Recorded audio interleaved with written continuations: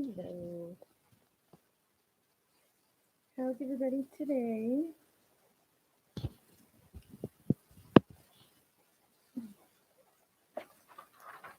Hey.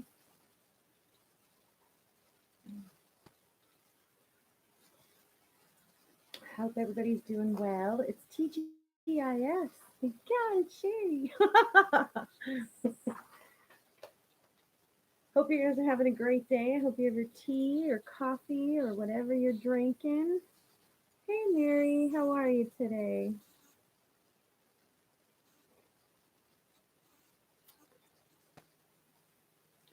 I'm doing okay. Thank you. It's evening. All right. Well, here it's afternoon, but good evening. Maybe I should just say hi, everybody. Yes, I'm okay, thanks. It's still tea hour for me personally. So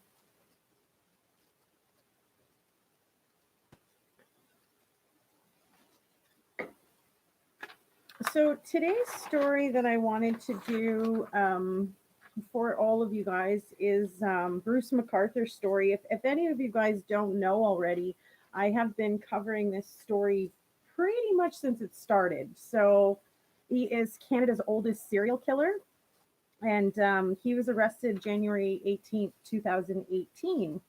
Hey, Lisa, you caught me. Glad you could make it. Hey, Trace. Hey, Amy from Texas. Nice. Right on. Right on. I do cover a lot of US stories, but this happened to be one that happened in Canada, and this was in the greater Toronto area. Hey, Burr, how you doing, hun? We're having good days. Okay, so Thomas Donald Bruce McArthur, also AKA known as Bruce McArthur, he was born October 8th, 1951, in Lindsay, Ontario. He was raised on a farm in Argyll with his sister. His parents fostered troubled kids, and so like they often had like 6 to 10 kids coming and going from the house from foster care. And the family had a really good reputation. So his mom was an Irish Catholic, and his father was Scottish Presbyterian. MacArthur was always sort of more of a mama's boy, standing up for her, and like always, family fights or whatever.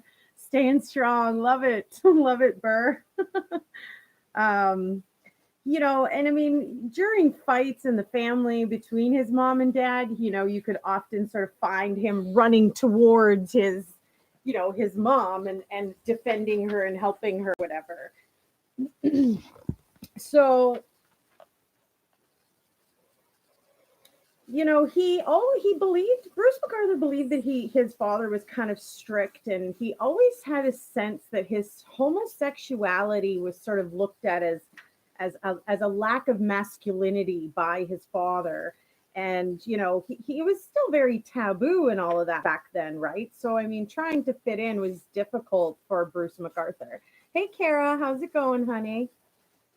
So he ended up, completing high school. He met, and during he met in high school Janice Campbell, and I mean he was basically just, I think, in my opinion, just trying to sort of fit in due to having, his homosexual, desires. He didn't feel he even had the right to fulfill that, and he very much sort of wanted to just be seen as normal or whatever. And he graduated from high school in 1970, and he married Janice Campbell at the age of 23. He graduated from a business program, and they started their life together. So Bruce, he worked for Eaton's around the 1973 as a buyer assistant.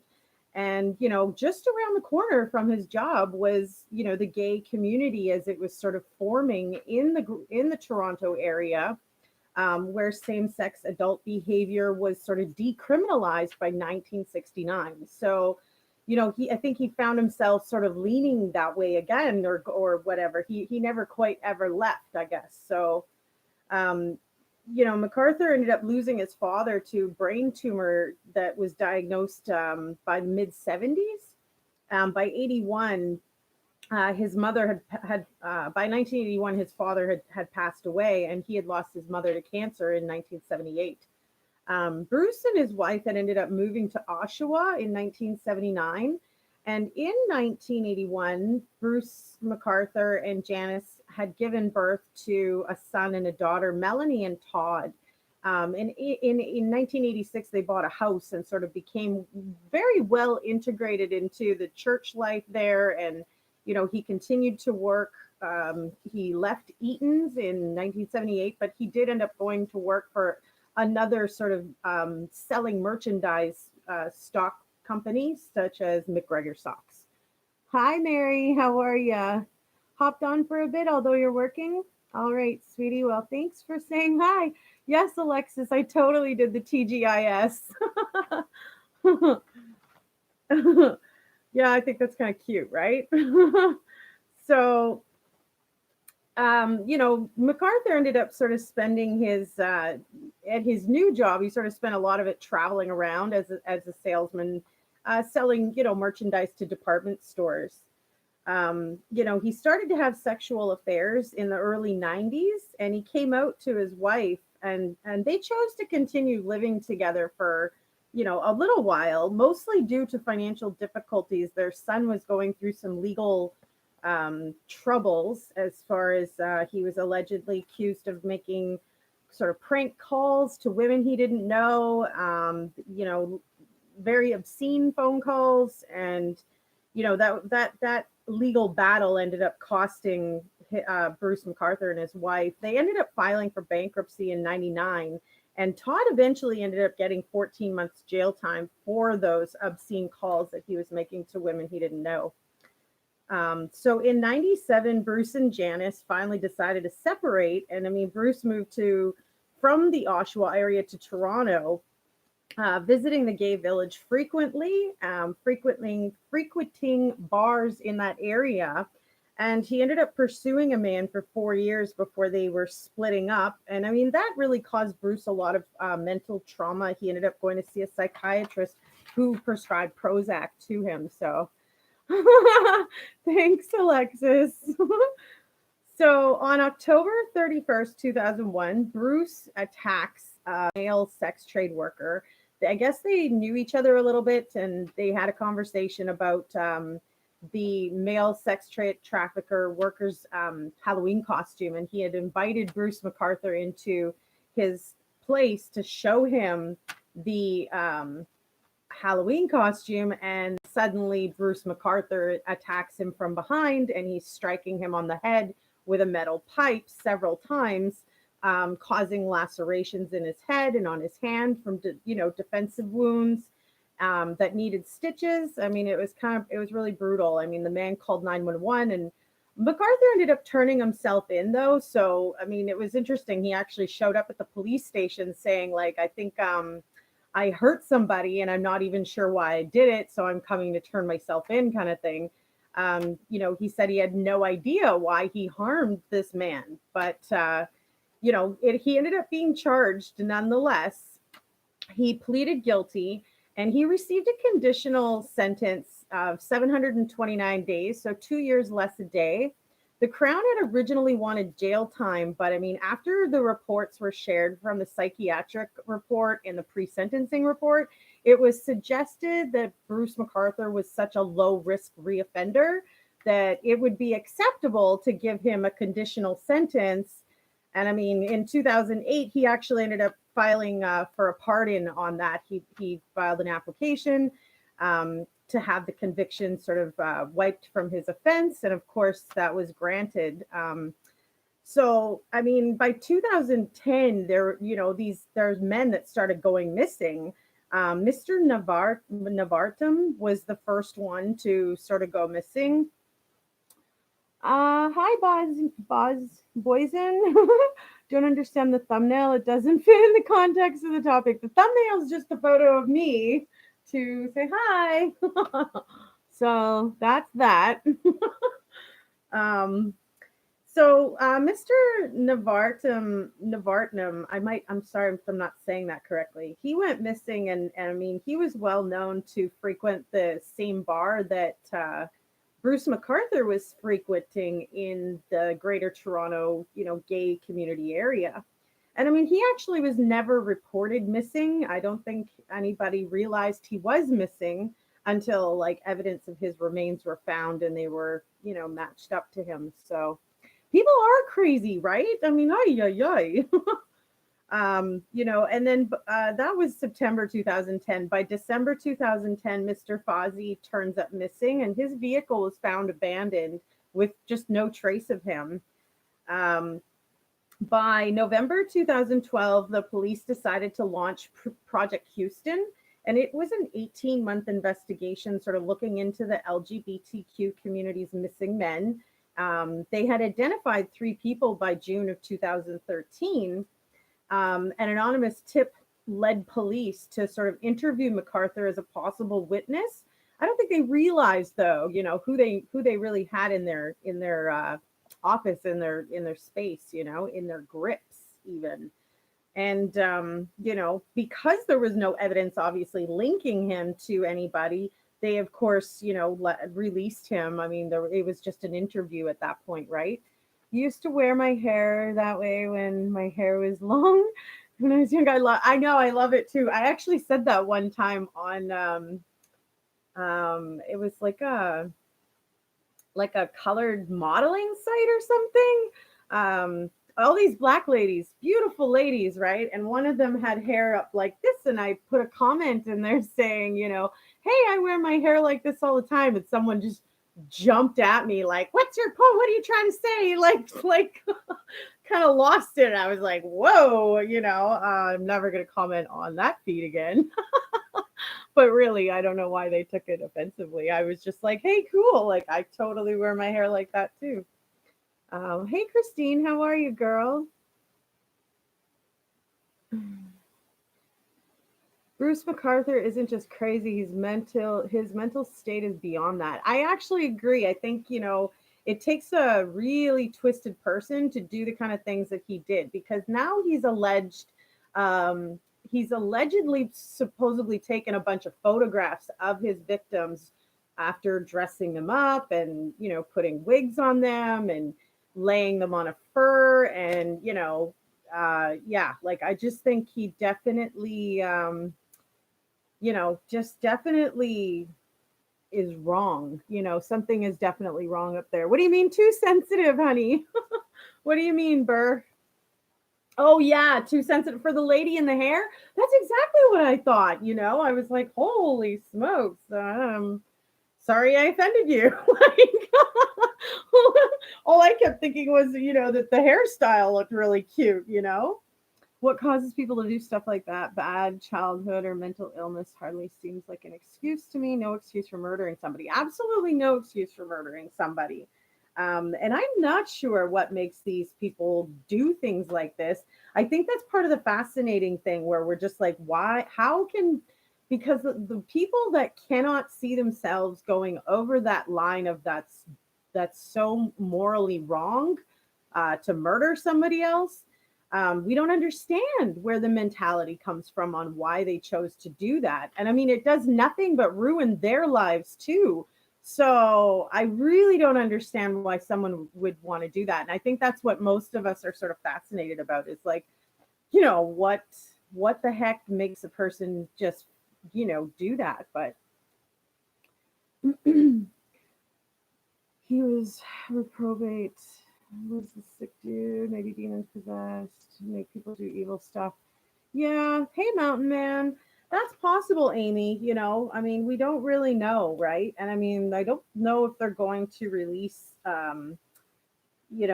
all of those kinds of medical reports to us. But I mean, we will hopefully find out some of these answers in the trial coming, right? Because his trial's actually been set for January 6th, 2020.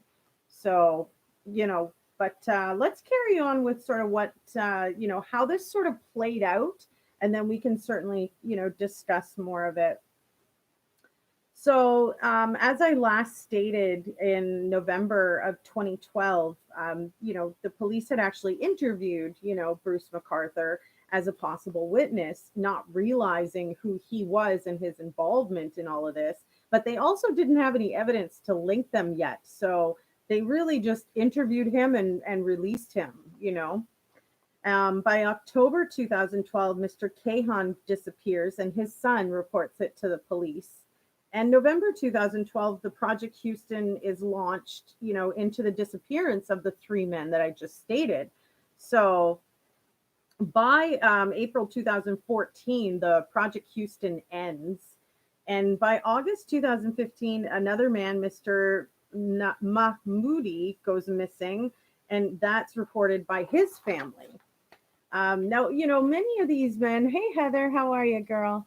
Many of these men, unfortunately, were, leading sort of double lives in a sense. They had family, they had children, they were, immigrated or whatnot. I almost feel like Bruce McArthur chose these people specifically because he thought that nobody would necessarily be looking for them. But I mean, these people came here with families and stuff. Why wouldn't they have people looking for them?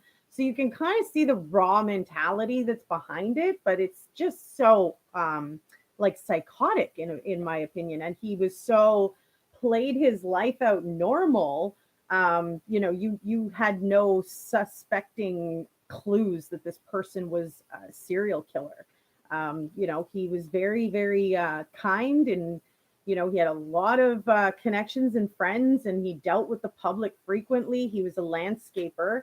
They ended up searching like over 100 places that he had some affiliation in, whether he did some yard work there or he just went for a meeting there, or he just contacted the people that lived there. It didn't matter. They were literally like hundreds, and they not only that, but were checking back cold cases back into the 70s to see if Bruce McArthur could be attributed to any of those missing people and unsolved cases and stuff. So I mean, it was quite the huge situation, and I mean, this just happened this past year, So by 2016, police sort of questioned McArthur about the complaint from a man who says that McArthur tried to strangle him in an attempt to kill him. And then by April 2016, Mr. Lissowick checks into the Scott Mission shelter for the last time, and then he turns up missing. By April 2017, Mr. Essen goes missing, and June 2017, Mr. Kinsman goes missing. Evidence is found linking Bruce and Kinsman together, and that sort of therefore launched surveillance onto Bruce McArthur. By August 2017, police launched Project Prism to investigate with more other divisions that are brought in, and information is shared from the Project Houston, launch. And then, I mean, in September 2017, McArthur became a person of interest, and investigators launched their surveillance on his vehicle, and teams of officers tracked McArthur as he sort of traveled around the Greater Toronto area. By November 2017, authorities uncovered evidence suggesting that Mr. Kinsman was likely murdered and McArthur was suspected. And police seized McArthur's red Dodge minivan from Dom's Auto Parts in Courtice, Ontario. And, the unsealed documents revealed that Mr. Kinsman's blood was found on the inside of that vehicle. December 2017, concerns about like Toronto dealing with a serial killer shook the community. And I mean, they were downplayed by authorities because they really just didn't know what they were dealing with yet. They didn't all have all the full information, in my opinion, So homicide investigators proceeded to obtain authorization to surreptitiously enter into McArthur's place of residence and sort of clone his computer. Wanting his hard drive, wanting to see what he's been searching, what he's been doing. By January 2018, Bruce McArthur was continuously under police surveillance when they spotted a young man entering into his residence. And under suspicion, of someone in harm, they went into his residence and they found the man tied up to Bruce McArthur's bed. Mind you, he wasn't yet harmed or nothing, but at the same time, the potential of what he was going to be able to do to this person, had the police not become, in to save him, I believe would have been a ninth homicide added on. So yeah, it is scary, right? Honestly, too many serial killers do lead normal lives. Yeah, that's super freaky for real. I agree with you there, Heather. So in total, of course, Bruce McArthur is charged with 8 homicides. The remains of these victims were found dismembered and in planters' pots. Skeletal remains were found. Police literally seized dozens of planter pots. By April 2018, he was officially charged with the 8 murders, first degree murder charges that were laid. Excuse me. Now he waited they needed to wait for the area to thaw because not only was it middle of winter here for Canada, the ground was all frozen, so any evidence that was beneath the snow would not have been able to be detected by X-ray, and the equipment wasn't able to be used yet. So we had to wait for things to thaw out before authorities could bring in all the proper equipment to see what was possibly dug up and remains that were possibly in and around the area. They brought in cadaver dogs, and I mean, hundreds of police officers spent time sifting through mud and debris and finding remains of these victims. And as I said, they had searched over 100 properties with, McArthur being a landscaper, like he had connections to a lot of them. And, police had to, dig and x-ray the areas in order for officers to comb through all that mud and dirt in an attempt at locating any other victims, right? Countless hours that authorities removed evidence. They seized literally 1,800 exhibits and 18,000 photos during their search of Bruce's apartment. Crazy, right? I mean, talk about evidence galore.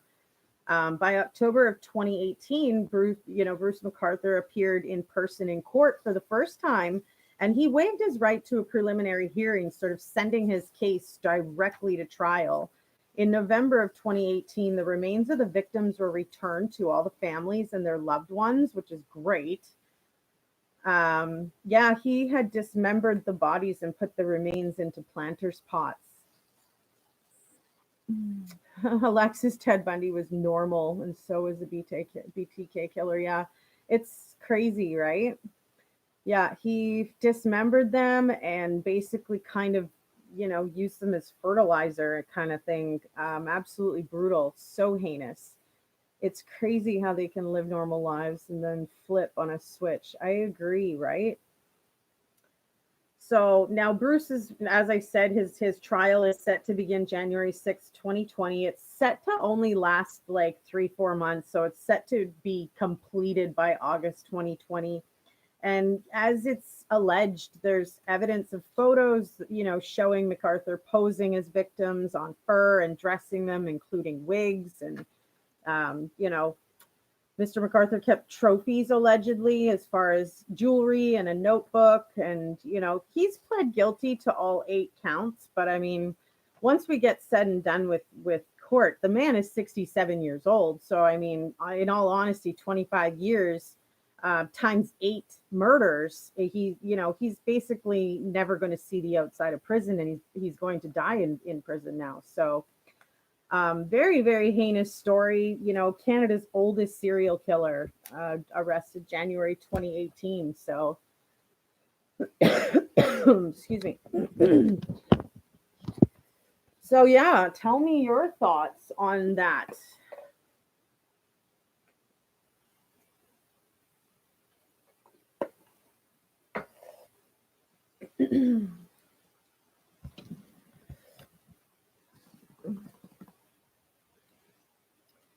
Families were able to have the remains back. Yeah, absolutely. It sounds so morbid. It is so morbid, honey. And 67, I mean, yeah, like he started what we know of, in a sense, his crimes in 2010, and that went all the way till 2017 when he killed the last victim. I think he's just lucky he didn't have a ninth victim, with the man that was in his apartment. So he thought he could get away with it. I guess so, right? But I wonder how long he was doing things like that. Was he doing any of that back when he was married to Janice Campbell and having his family and stuff, If he was able to do this now in his older years, there was charges of him, attacking someone in 2001. And like, so did he kill anybody before 2010 is what I'd like to know. I know that the authorities were going back into the 70s for cold cases to find out if he was, attributed to anything else. But, that's going to depend on whether or not those cold cases have DNA evidence in order to compare to Bruce and stuff. So, but I'm told that it was, one of the biggest investigations for Toronto. You're sure he did? Yeah. Crazy.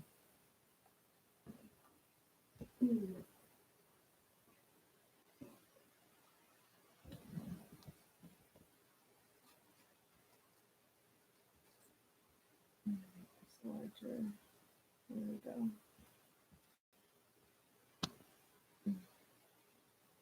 So I thought this story was really fascinating, and when I had heard it was the Canada's oldest serial killer, I was like, all right, this deserves, to be shared, in my opinion. Toronto, yeah.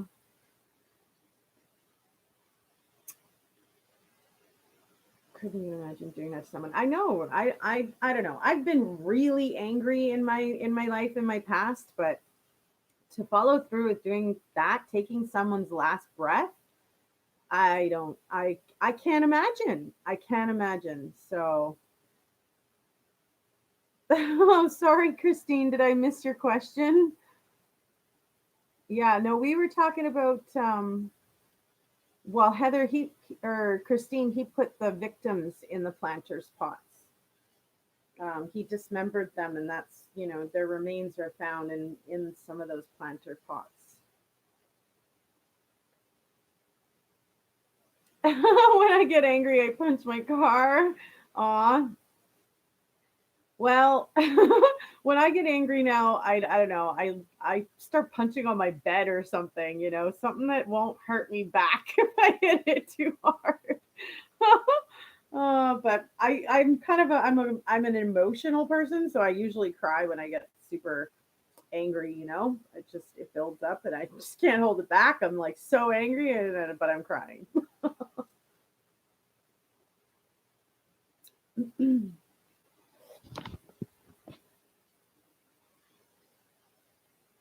That's what you do too, is cry. Yeah. Oh, I can't help it. Hey, girl. Not worth it. Am I very emotional too? You got the ugly face, ugly cry face, and you're angry, Mary.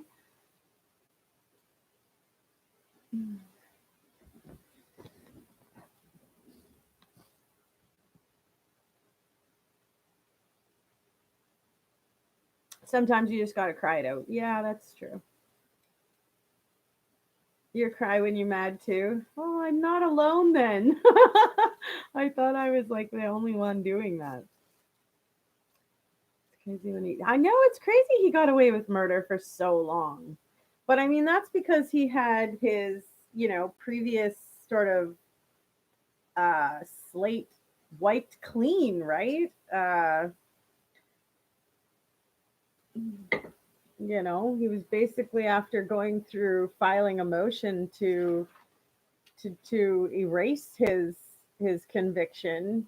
You know, he was granted a clean record. Hey, Clary, how you doing, honey? How are the kitties today? They're good.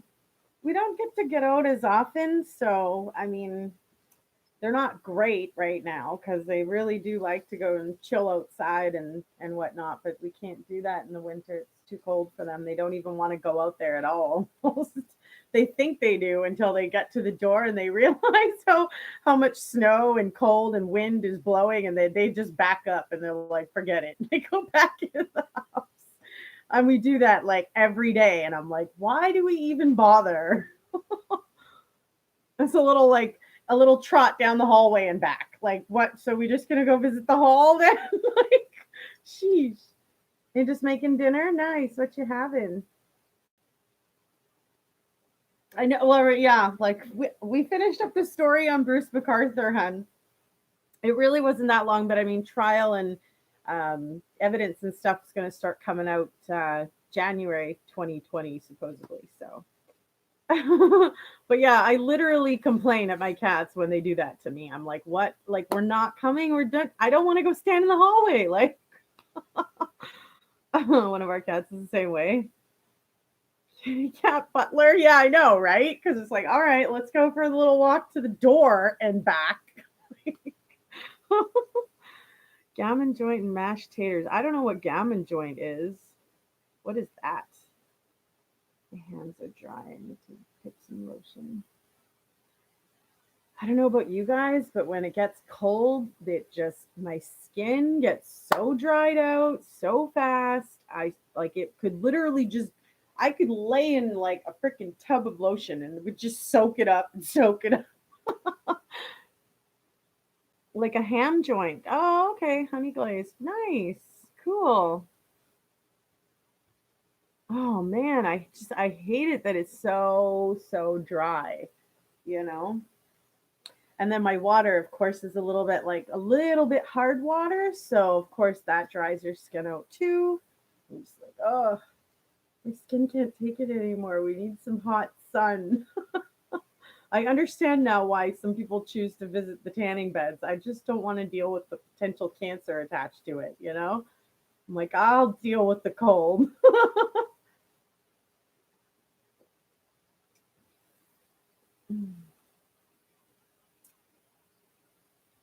Skin is like a lizard, cold in the Midwest. Yeah, no doubt. I'm the same way, Alexis. Same way. Oh man.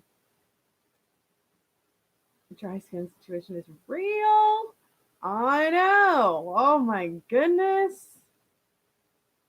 Like I literally can put like a thick layer of, lotion and leave it on all night. And like the very next day or two, day and a half later, and it's already dried out again. And I'm like, oh my gosh, like reapply the whole damn body again. I'm like, geez whiz. I know, right, Miri? I'm the same.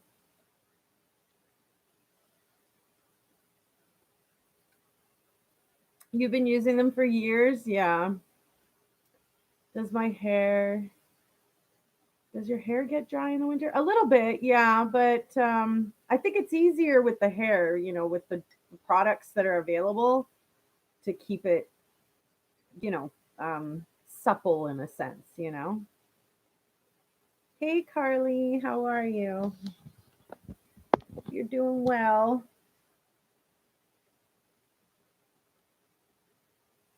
You're new to my channel? You say hello, it won't hurt? Of course not. Well, hello. I'm glad you're here to say hello. Welcome, welcome. Yours stays dry all year round. Oh no, I totally get the frizzy. I do.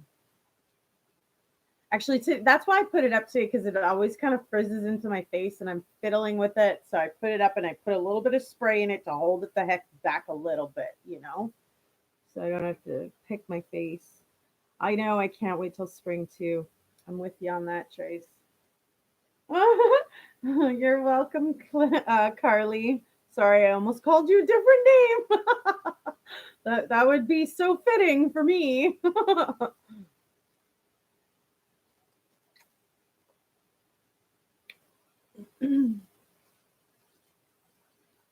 I don't know how interested in I am in the book that I mentioned and showed you guys. Of course, it's in the other room, but it's a slow read for crying out loud. So I'm finding it difficult to sort of stay focused. You use Nexus hair care.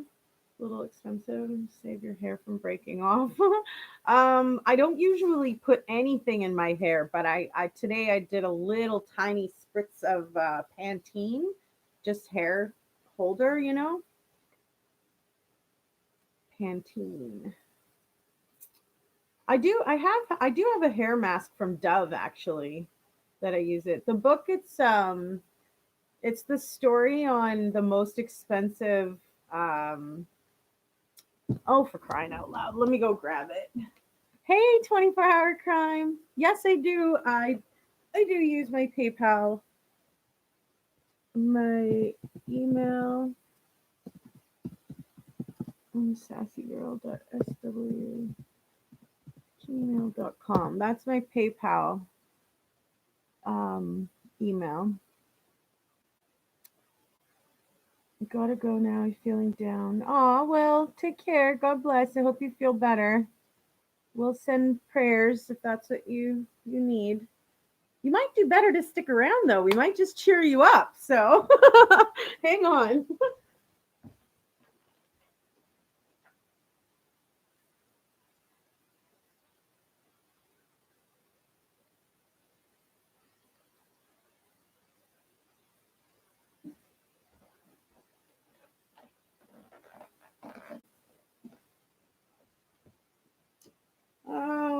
Okay, justice denied, Clary.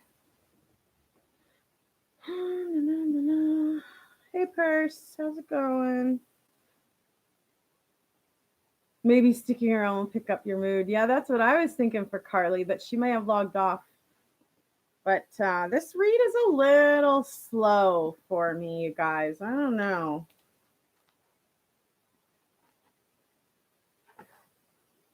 I mean, it's a really old story, but it's a true story. Happened in the 80s. Accused serial killer Charlie Chittat NG and Leonard Lake purportedly committed some of the grisliest crimes in the annals of criminal history. They allegedly kidnapped their victims, tortured them physically and mentally, wiped out entire families, including babies. Yet Charlie the Cheetah, NG, many believe has defied justice by cheating the death penalty. So I thought, like when I was reading it at the library, you love the live chats, like hanging out with virtual friends. Yeah, exactly, right? I totally agree with you. I'm like that too, honey.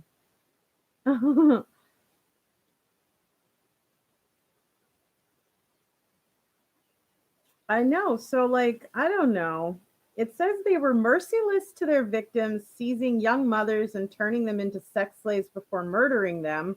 The unlikely pair of NG and Lake purportedly teamed up to commit vicious crimes against fathers, mothers, and children.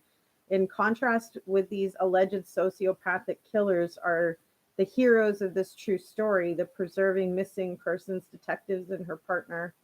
Their relentless, skillful police work broke this case wide open.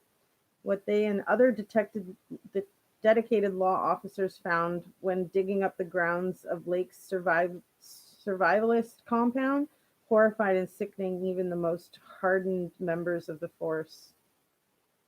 So, I mean, it's saying that the trial cost like $16 million, and I mean, it's the most money that's ever been spent on a trial in history. I don't know if that's to date or if that's just obviously back then, but obviously for sure it's for back then. But I don't know if there's been a trial since that has been more expensive than that.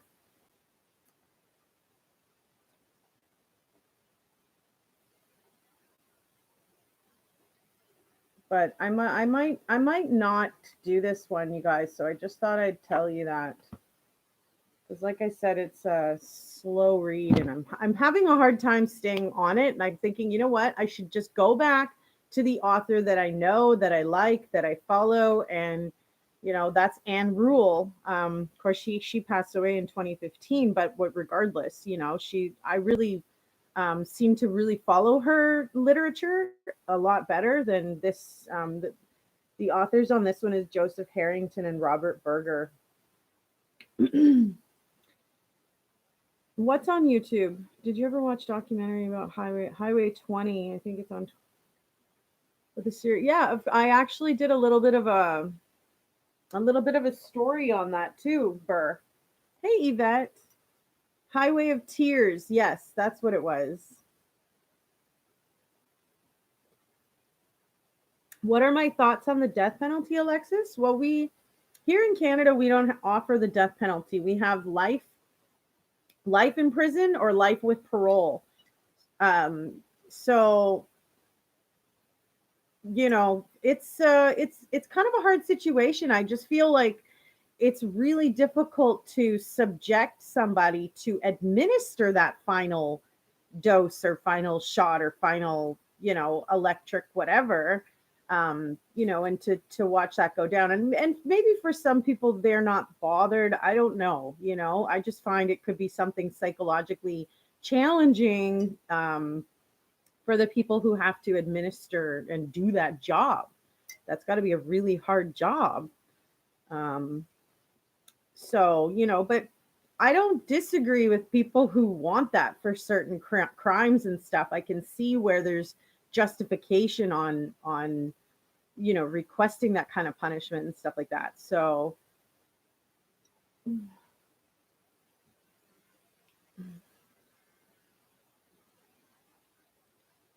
well, somebody's calling me. I tried to answer. Sorry. Yeah, 25 years to life for murder. Same thing here in Canada. Hey, Audra, how are you? You remember that live on the Highway of Tears? Yeah, it was decent but crazy. I mean, there's a lot of women that have gone missing all throughout, you know, decades, you guys. Like this has been going on for a long freaking time. But yeah, Switzerland sounds like it's similar to us as far as for murder punishment.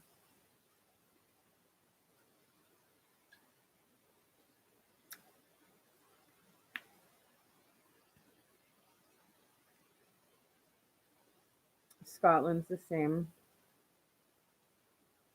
What about Paul Bernardo? Well, that guy better never get out, period. I mean, seriously.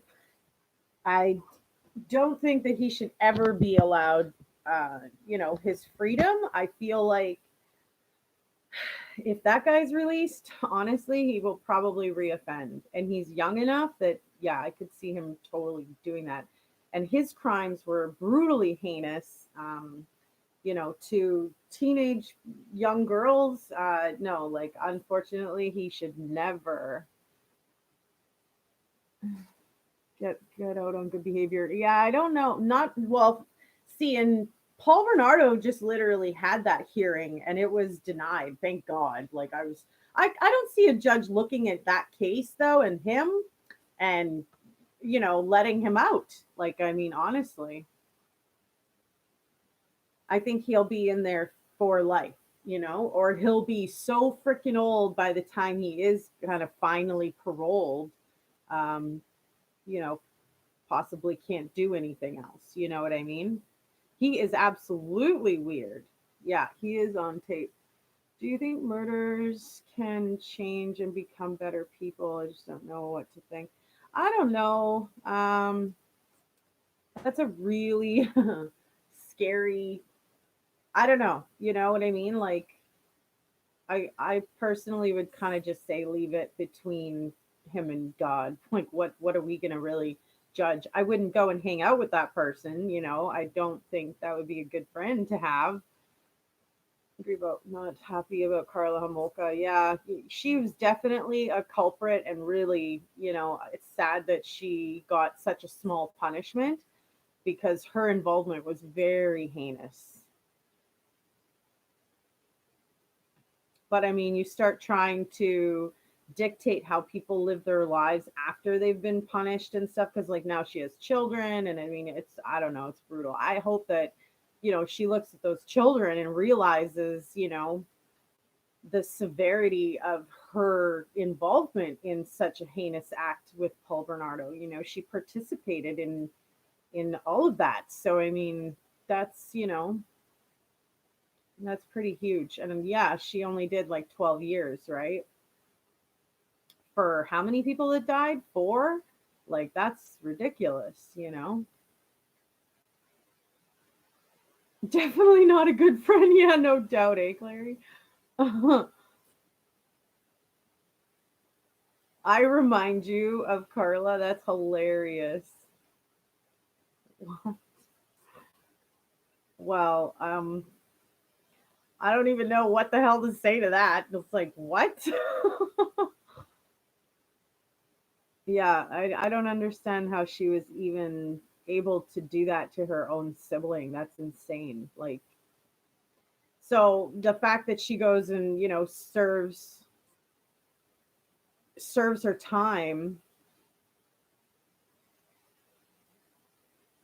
you know, now she's out and she's living her life free and stuff like that, married and you know, just I don't know, like I said, having a family and stuff. I hope she's realizing the severity of what she's done to other people in their family and stuff. So my 16-year-old son doesn't believe in the death penalty, says that dying is the easy way out. They should suffer psychologically. All right, but the flip to that, Tracy, is that those people now need to be supported by the taxpayers' dollars in order to maintain keeping them in the prison system.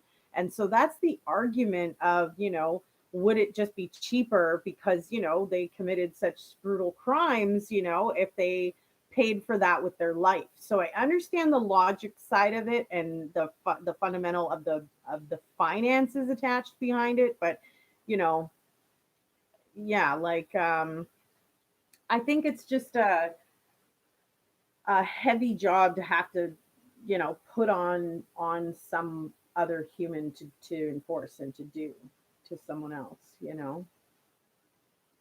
I mean, let's remember that the person that's doing that job, you know, has never committed a crime. You know, they taken oaths to, you know, help the sick and, you know, help the hurting and you know, to be administering, you know, death when you have a clear conscience. You know, it's that's got to play something on your conscience, I'm sure. You know.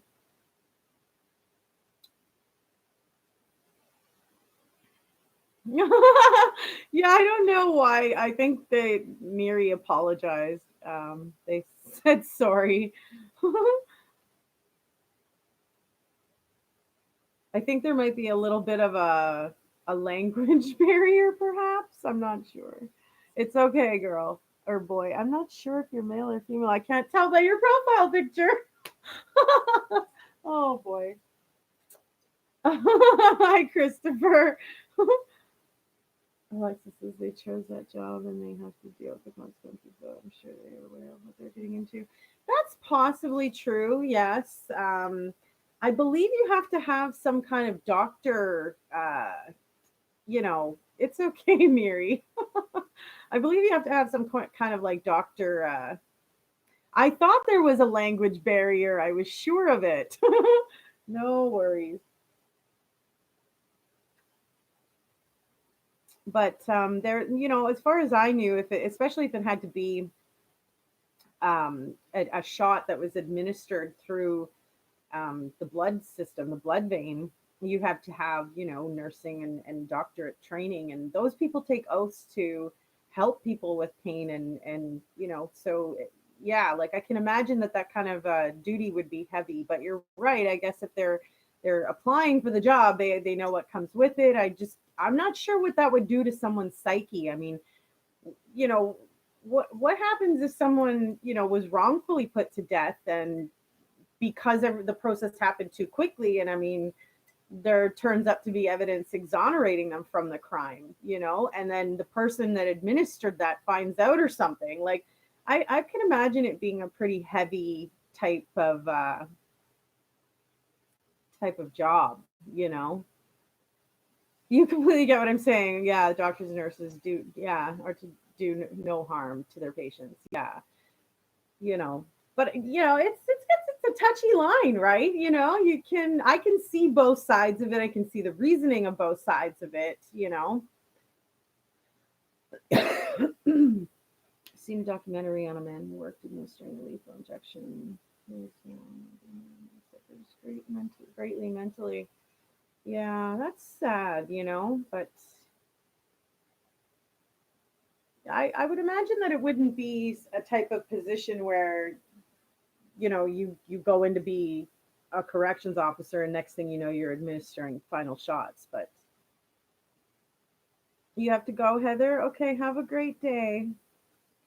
Some people take on jobs not thinking of the full psychological effect it can or will have. Yeah, or maybe not even necessarily realizing what kind of effect comes with certain positions, right?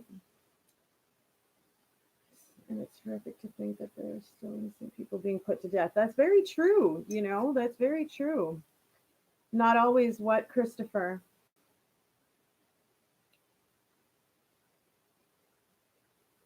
I know personally I would feel utterly awful to know, that I ended somebody's life wrongfully.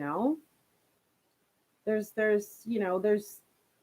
like 19 cases of Kathleen Zellner's alone of people that were exonerated and stuff. Like, I'm not sure if I can't, like, I'd have to look up if any of those were actually on the death row or death penalty, but just saying, right? When you're looking good, you thought I'd stop and I'm gone. Have a good day. You too, Christopher. That was David Mygard, Paul Morin. Yeah. Had a phone call. Hey, Amy.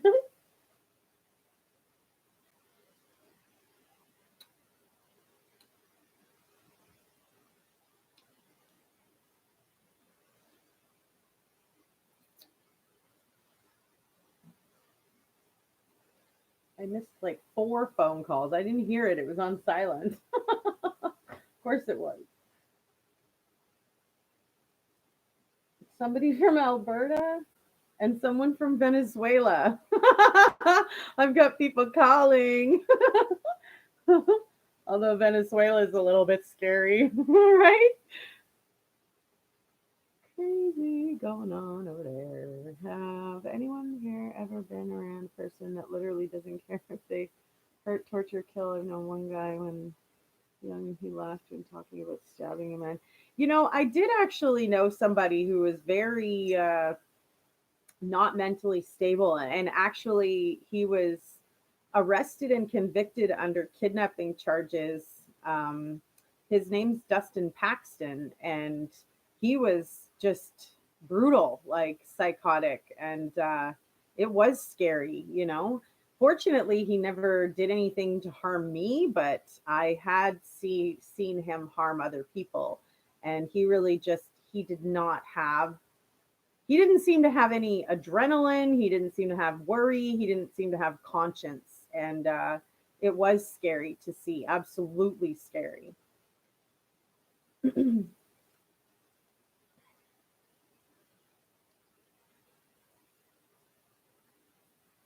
RN and nurses don't always treat their patients good. That's true. Not always. Oh, that's what you meant by you're not always. That is true.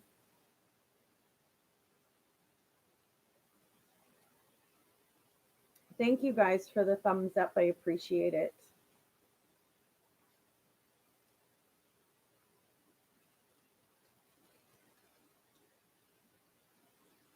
I'm just going to go and grab a quick tea. I'll be right back.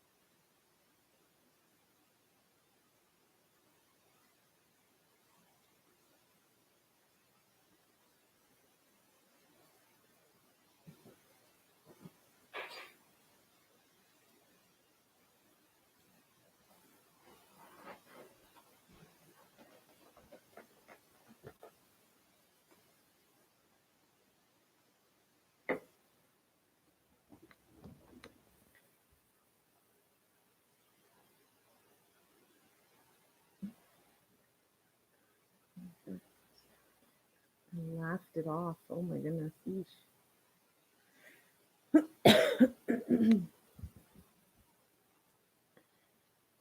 My friend was killed at 15 by 7 years old and he lost witness to crime.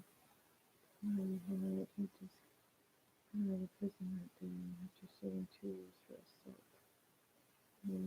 Died. Wow, that's crazy. And in the back, I think that's much because of the color of a football shirt he was wearing. Oh man, that's brutal. That happens here too, though. Like I have had, there was a neighbor that used to live in this building for crying out loud, that had come from Winnipeg, the city that I was born and raised in, and he was just walking downtown, and of course he was wearing colors he shouldn't, I guess, have been wearing in that area.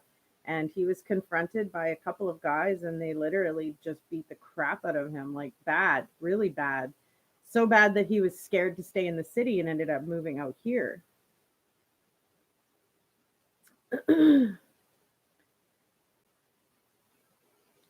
Poison says, "Who remembers one lunatic, one ice pick, Luca Magnota?" Hey, I do remember that Luca Magnota. Was horrific. He died 2 days before his 16th birthday. Left behind a twin. Oh man, that's brutal.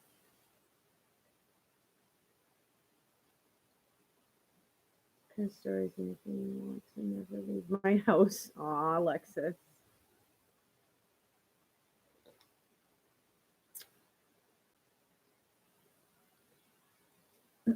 I suggest just praying for protection, Stabbed in the back as he was jumping a fence to get away with. Run, his lungs filled with blood. He's found in the fence. Someone split for a week before he died. They switched it off, right? Okay.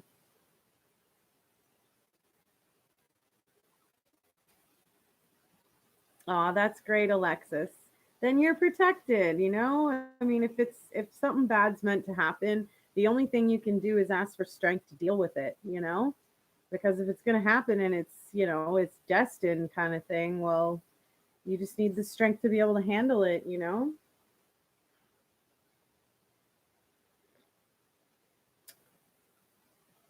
You're sorry, 24-hour crime? How come? Football violence is bad in Scotland. Yeah, I've actually seen some of that in the fields when they just rush the field. I don't know what's wrong. Thanks, Clary. Hey, too crazy Alex. Just saw this, but got a lot of bills to go pay. Okay, too crazy Alex. We all do. That's the point of me being here, is I'm trying to work to pay my bills.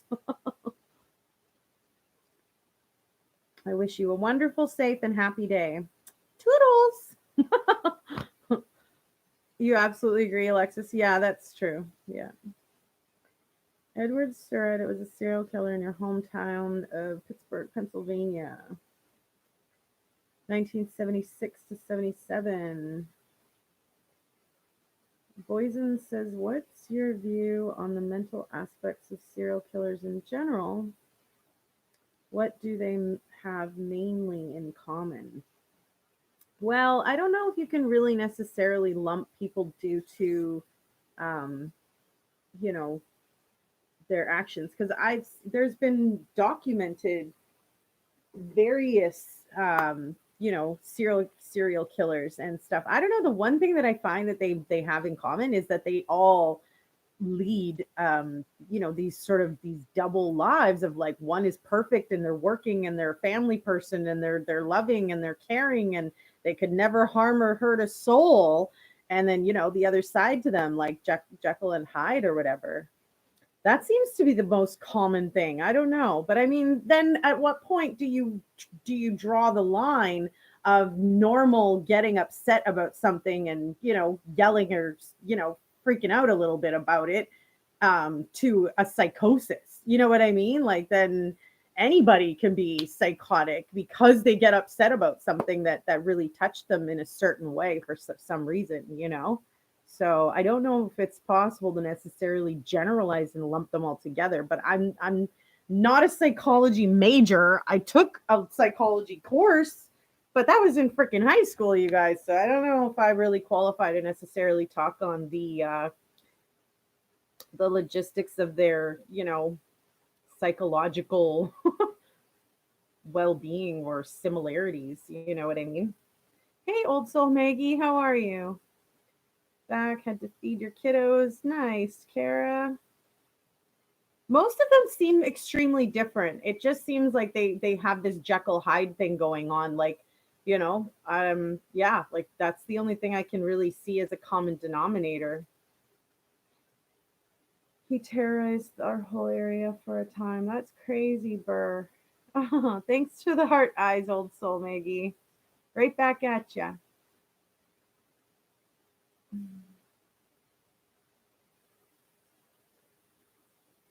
Psychopaths and social paths. It's in DNA. I may skip a generation. I need to get a doctor name that found this, but I need to go. Okay, toodles. Most of them do have the perfect life. Yes, perfect life, and then they commit these horrible, heinous acts on the side, which creates like this double life going on, right?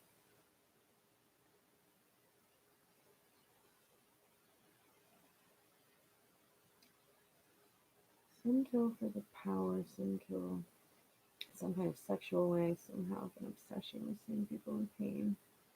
A little too broad of a spectrum. They have in common is they kill. Oh, yeah, well, yeah, that's for sure, Clary. I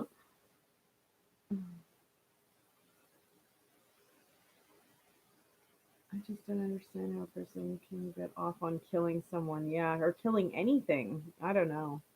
Like I'm the kind of person that I find a bug in my house and I'm picking it up with a paper and bringing it outside. Like, here you go. You're in the wrong place.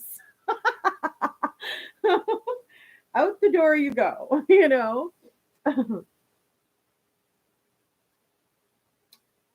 The only kind of bugs I don't care to kill are mosquitoes. It's like, bring it, you know? You can bite me, I'm gonna freaking smack you. You're done.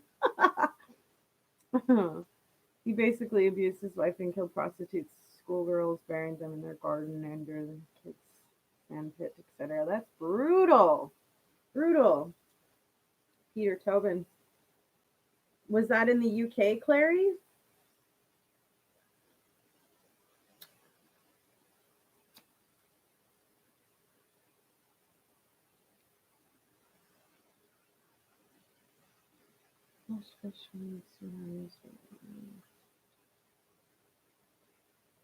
Yeesh, Clary. Oh man, that's funny.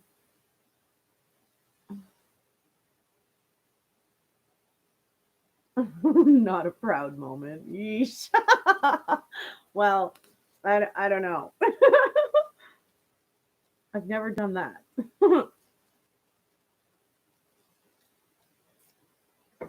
At first, I thought you were actually like talking about like doing something fishing. I'm like, and then I finished the sentence and I'm like, oh my gosh. You have the major in business administration. Yeah, I'm so interested in psychology. It's been said that the human brain is the most complex thing in the universe. Well, that could very well possibly be very true. Hey, Sparkles, how are ya? The Iceman Walter Kaczynski. I heard about that. Was a family man. I've heard about this guy. He was a hitman, but he started killing people very young. I wonder if some people are born evil. Like, do they know they will one day murder? Yeah, I don't know. That's just, it's crazy. That's good, Sparkles. I'm doing okay, thanks.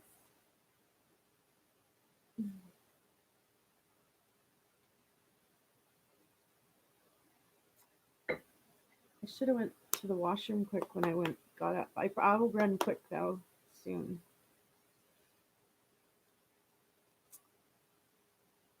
Much I behind I was talking about who murdered the girl from the club. She was eating her chips at the cafe, and I thought, yep, I want to kill her. Zero was holy crazy. I reckon some people are born evil, but that is from a spiritual perspective. From a psychology perspective, they are normally sociopathic. Ice is a cold I've heard about that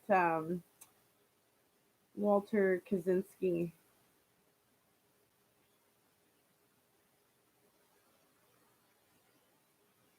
So matter of fact about it. Yeah, no kidding. Hey, old soul Maggie. It's true evil. It's a spiritual thing. Yeah.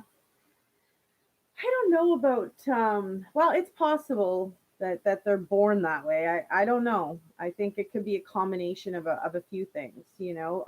Their upbringing, their home life, you know, any abuse, traumatic things that maybe happened to them when they were younger, their lack of love or you know affection from others.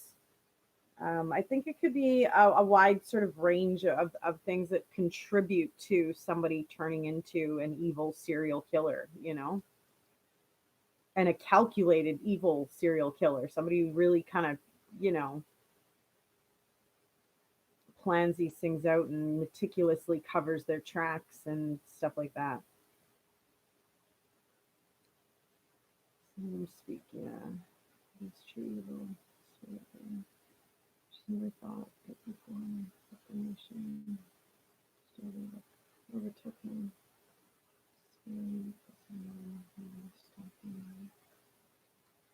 The weather, yeah, I know a lot about him. He was man, crazy. That's crazy, old soul Maggie.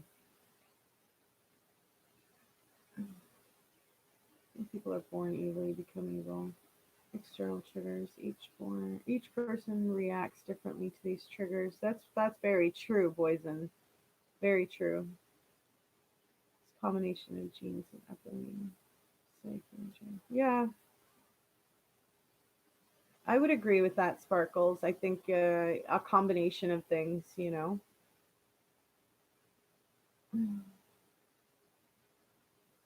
Richard Kuklinski had a very abusive mom and dad. She had well, mom was cold and also abusive alcoholic. Yeah, yeah. I think that would play a part. You know, if they're suffering from a mental illness that wasn't diagnosed properly. Perhaps, Kara, that could be true, right?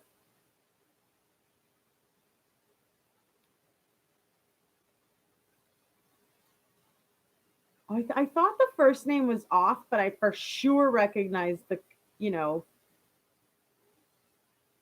Kuglinski or whatever, because that's a really odd, different last name, right? So yeah, I don't know. I recognize the last name though, for sure.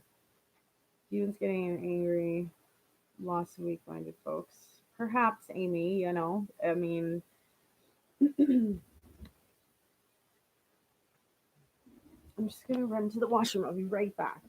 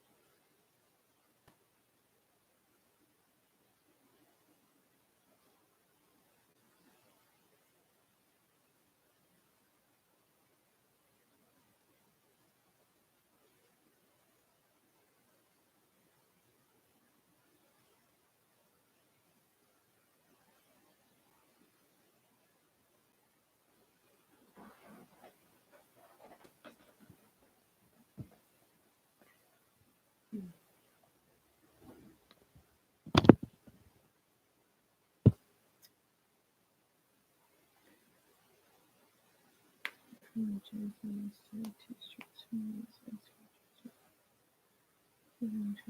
staircase.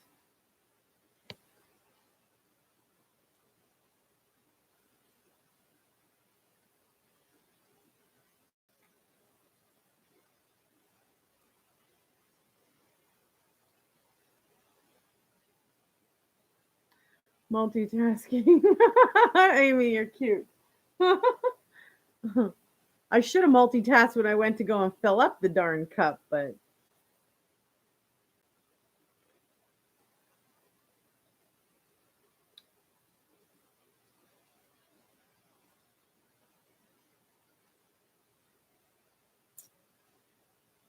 I killed the neighborhood kid. This young boy and didn't get caught. Is that true, Old Soul Maggie? For sure, that was validated, or what? I'm not a sociopathic exactly, Sparkles. I know, right? I have the same like I can relate, to what you're saying for sure.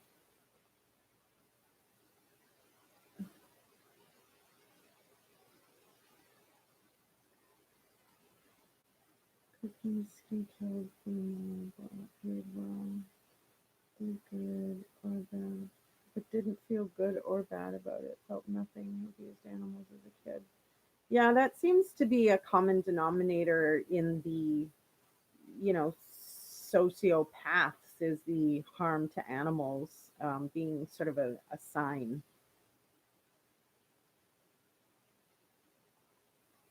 His the double life aspect family man whose family was shocked and ruthless killer.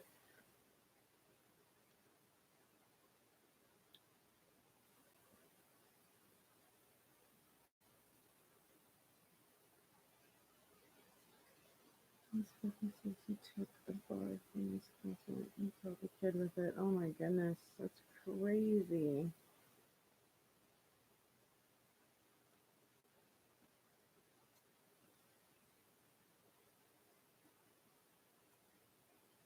You have too much empathy to be a sociopath. Yeah, I hear that. I don't even think those two can mix or go together if you have empathy. Unless it's fake empathy, well, then maybe you can be a sociopath.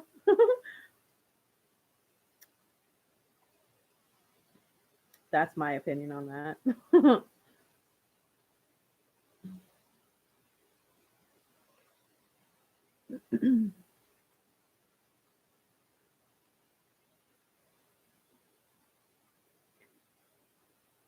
So, for those of you that are involved in the psychology aspect of that, what do you feel about the serial killers? Do you feel like there's common denominators that sort of you're able to sort of pick them out, or you know?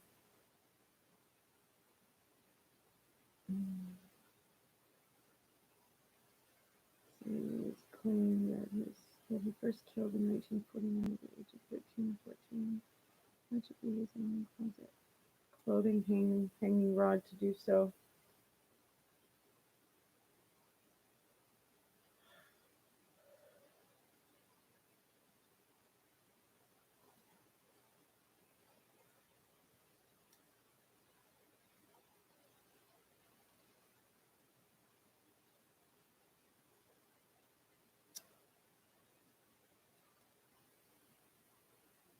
You think they are sociopaths, but not all sociopaths kill, you think?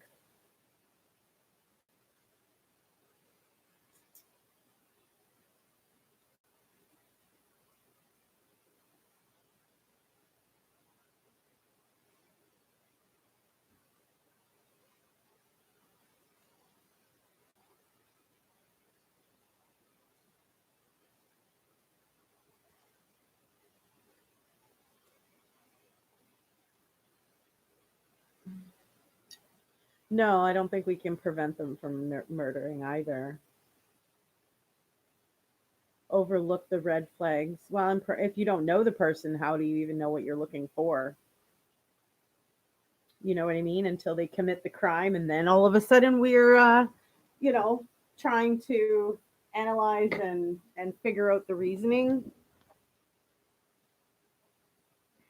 Yeah, if they're gonna kill or they want to kill, they will. Yeah.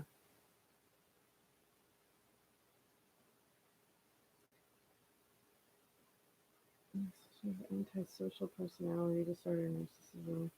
The personality disorders, not mental illnesses. But how do you determine who's narcissistic versus somebody who's confident? You know, again, a really fine line, don't you think? Now, the people that have committed crimes that have murdered people, there you can see their narcissistic side after the fact. But, how do you determine that beforehand?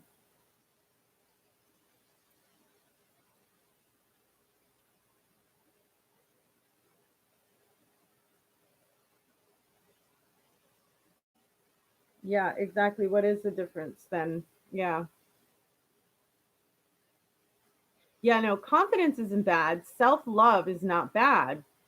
But where do you draw the line to narcissism and those things? I challenge you, you know, in that question.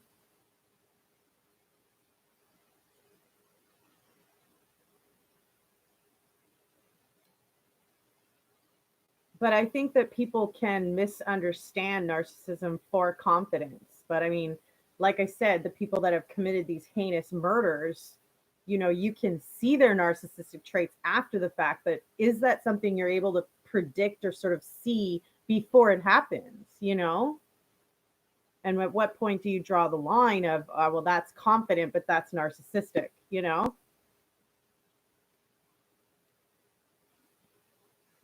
Yeah, describe it like an itch that needs to be scratched. Sparkle says personality disorder is a way of coping and is established. It is not a mental illness. Narcissists have no real feeling, no empathy, no remorse. If it is severe, a competent person does. Yeah. Personality disorder sounds like it's something that can be corrected. Yeah, no, I don't think it's something that can be necessarily corrected. I think it can be treated to be maintained, but I think we're more discussing like what makes sort of a sociopath turn into, a serial killer. Depression's a mental illness that it can be treated. Yeah, I absolutely agree. It consistently needs to be monitored and treated though. But I find that depression hurts yourself, not necessarily other people, you know? Narcissistic people don't know what love is. They see everything as either something or someone as a benefit to them, and an item. When you date a narcissist, you can tell the difference. What's you, old soul Maggie? Personality disorders are established, but some can be corrected by certain therapies. Narcissist will not seek therapy. Oh, that's too bad. Are you sure on that? Like, do you have some sort of, scientific study that was done on that or something? Because zero sympathy, zero guilt, nothing like that. Right. You have a relative like that, old soul Maggie? Person would blame everyone around them for their behavior before they go to a doctor. Are they being antagonized in any way though? Like, is our family members deliberately picking on them, or making sly comments, or purposely excluding someone? I mean, you have to look at the full thing, right? In my opinion, don't just look at what the behavior is. You got to look at what caused that behavior, unless it came out of bold face nowhere. I mean, but I would really wonder about someone's mental state if they were able to just out of nowhere become, you know, blaming, attitude pointing, and all that kind of stuff. You was feeling of itch to kill. Oh, okay. Qualified psychologist, retired. Well, that's really interesting to talk about, the what sort of differentiates, certain people as far as the psychopath and the sociopath and what makes them, sort of tick and murder, but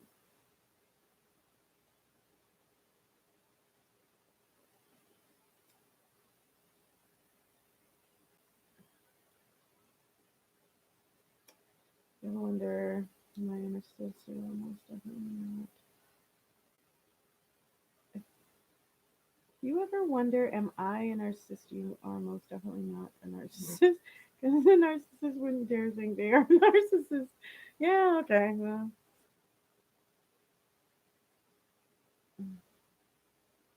no, I don't remember that 24-hour crime.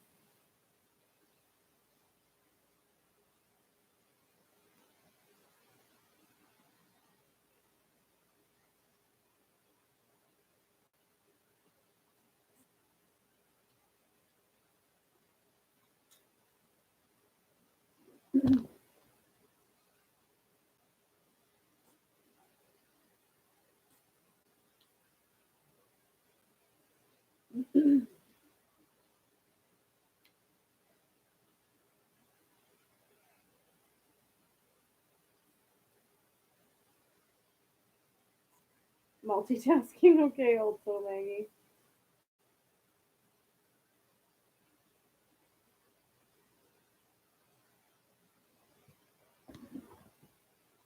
Ouch.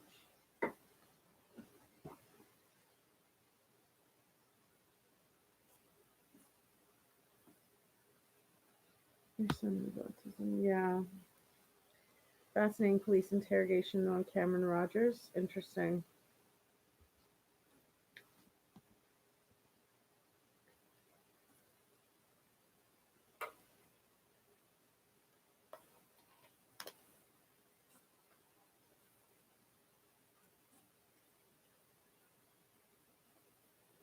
I'll write that down, check it out.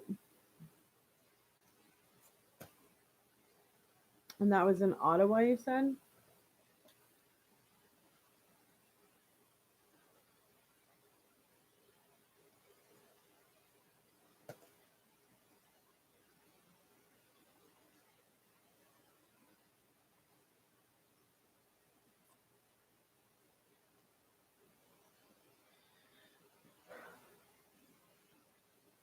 What is ASPD, you guys?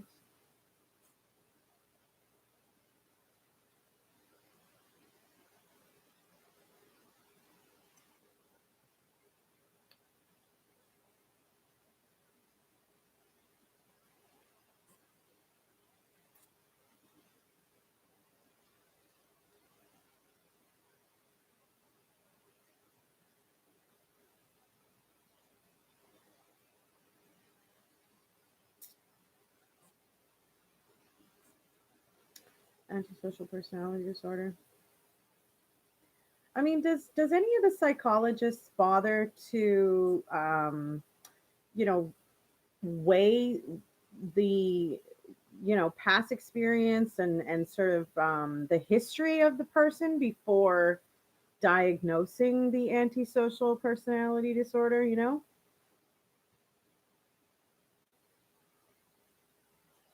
Because I would think that that would be something important to weigh.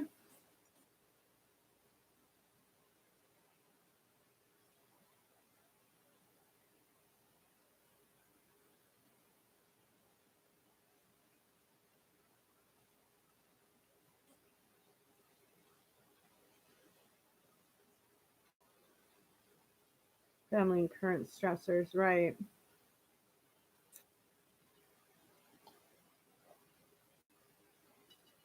But I mean, current behaviors could be stemming from the stressors, as you say, or some of the history from life and the family issues that sort of bring that up, right? Especially if you start discussing it, right?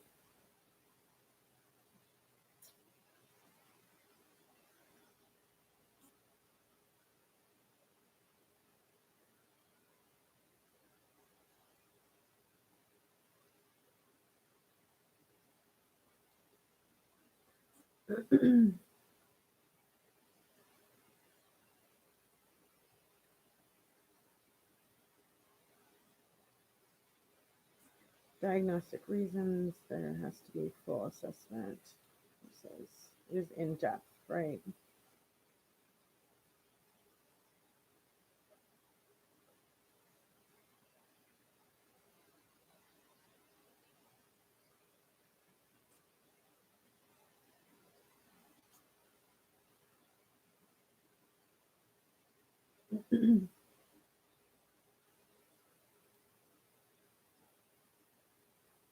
I think there's a fine line for a lot of it, in my opinion, Sparkles.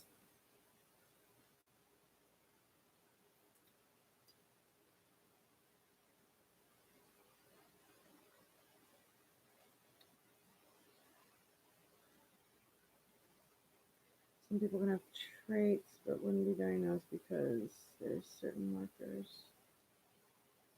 What do you mean, Clary? Yeah, right, eh? Old Soul Maggie? Yeah, I figured that you wouldn't disagree that it is a fine line on a lot of things when you're going into the psychology of the brain and emotions and stuff. Um, fine line as far as history, past, life, family, loss, everything that's connected to each person is different. And so in my opinion, you can almost not even have two absolutely similar diagnoses. I mean, you can sort of guesstimate that you think that this is what this person might be dealing with mentally, but each level of each one of those things affects each one of us differently. So like, it's really difficult to lump anything together, in my opinion.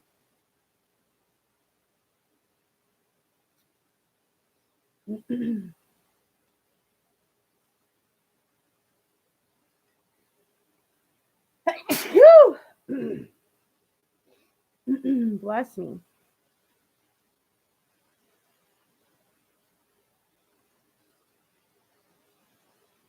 Yeah, exactly. Exactly. 24-hour crime.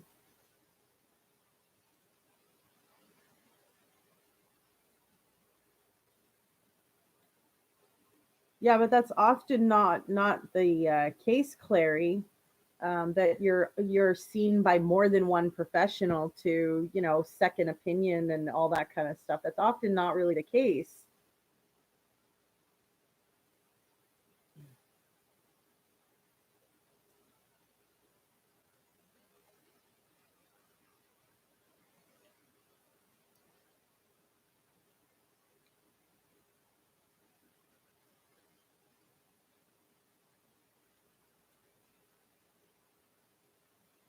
Right. Hey, ballet babe, how are ya?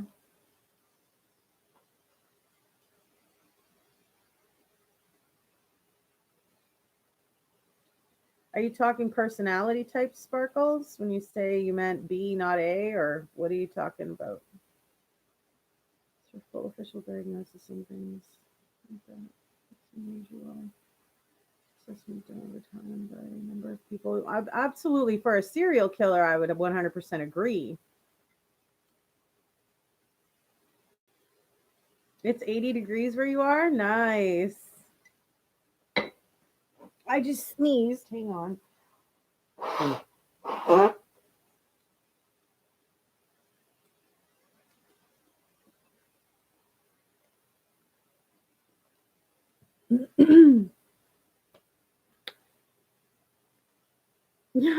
Thank you very much.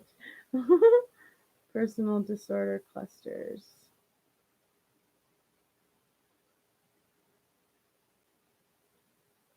Personality disorder clusters. Yeah, well, that's what I was saying. Personality A, personality B. I mean, how many different personality types is there now? I think it goes all the way into like F, G, and H, I believe. I mean, there used to only be like three, four, maybe five, and now there's like fucking 15. It's like, holy, come on, psychology people. What the hell's going on? I don't understand, you know?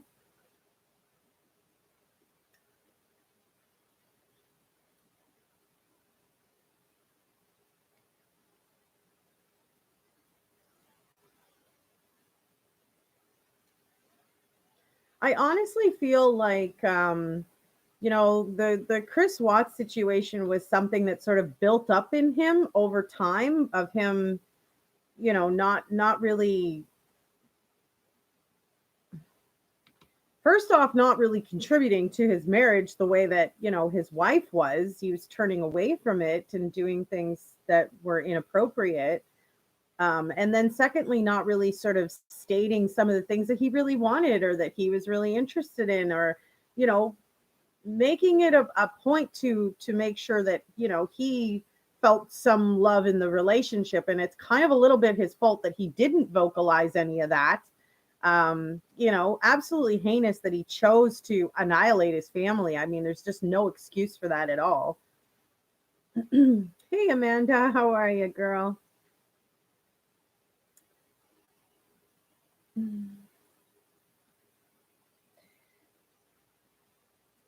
He brought up my source. I don't know if he's necessarily a narcissist. I see him as a really quiet individual, submissive, agreeable to most anything and everything, and like almost to the point of not having your own personality, not really having your own. It's awesome to try new things and different things from other people and stuff and other ideas and all of that, but when you don't even know who you are inside, I feel, like he was already a little bit lost. You know what I mean? Thanks for the compliment, Amanda. You're so sweet. Narcissist to kill his kids. Do we know that he 100% did that though, Clary? Right?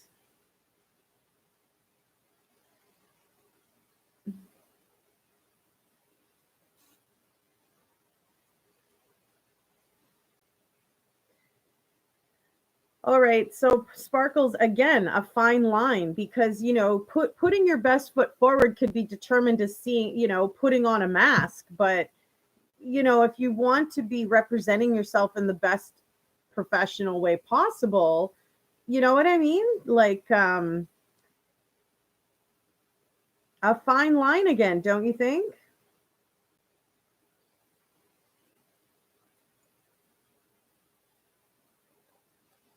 Oh, my tea bag broke.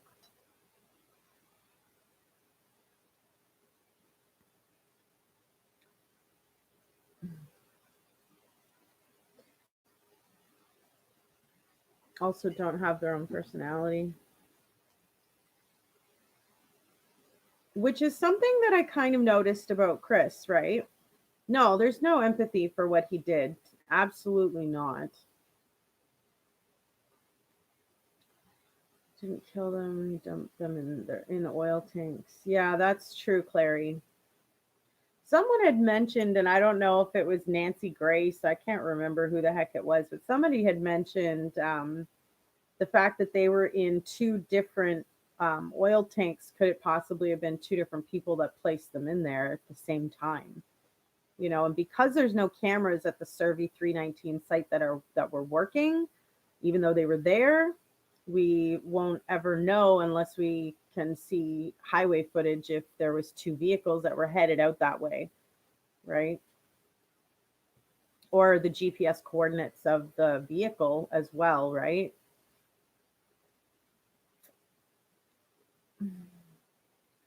They do share the same set of stairs, so I don't know. It was something that was mentioned that stuck out in my mind, and I was like, things that make you go, right? And that was one of those moments. So Chris Watts had no empathy for his children or his wife. If he did, he would have called the cops after she did what she did, according to him. I understand where you're coming from, and I completely agree with that. His actions after the crime didn't fit somebody who was worried. It fit somebody who was trying to cover things up.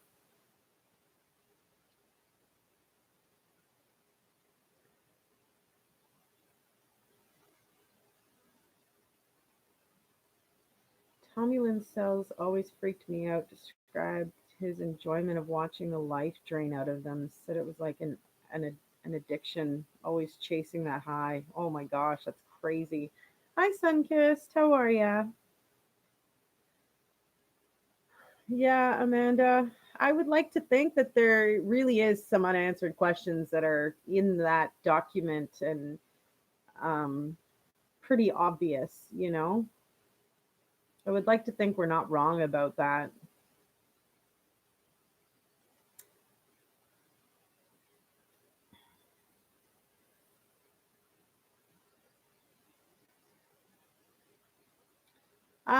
Not sure that the oil tanks would have set off alarms, but it does make you wonder if it wasn't two people that disposed of them, at the same time in two different wells, right?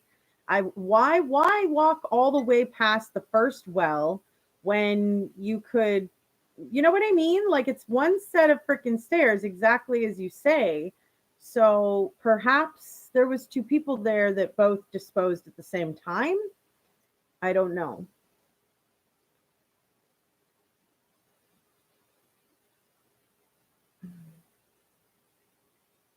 So is there verification that they did receive alerts about that, Clary T? It would have smelled less to split them. I don't know if that would have been, how is that even logical in, I don't know. Like I don't know. Why you would go all the way up those stairs and walk past the first one, I don't know. Why two different oil wells, you know? Set off some sort of alerts. The tops are open. There's dangerous liquids inside. She's monitoring the board. It was her job. That's possible. Was she actually at her job? Was that verified? Did we see that? Get the answers we wanted. I hope he comes 100% clean one day. I pray so. Yeah, no doubt, Amanda? That is why she was there early. She wasn't there. She was pinged to be in Frederick. She wasn't at her job.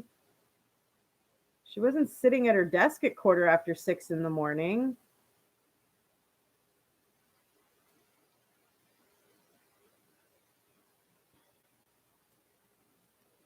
That I just read. Hit Google and find out the protocol for oil wells. But I mean, each oil well is going to be different, and you'd need to know the rundown of policy procedure of Anadarko themselves in order to verify if that would have sent, an alert, because that might be true for some oil companies, but not all. She must have been for her to say her phone pinged in Frederick on the way to work. And she was there and they had planned it way before, in my opinion. I bet Chris Watts never slept that night. No, I know that I know she monitored that kind of stuff, you guys. I just don't think that I don't think anybody was near the desk to see the alert come in because of what time this all even went down at, you guys.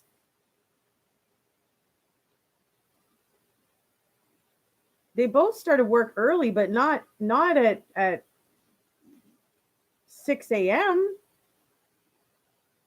I don't know. I could be wrong, you guys, but like I don't know if she was actually sitting at that desk at that time, right? Well, I don't know. It was never verified anyways or released, but she did deal with the safety and stuff. Yeah, and she did monitor all that kind of stuff. But was she actually sitting there to get that then, That's what I'm wondering now. I have to go to the washroom again and grab some tea. I'll be right back.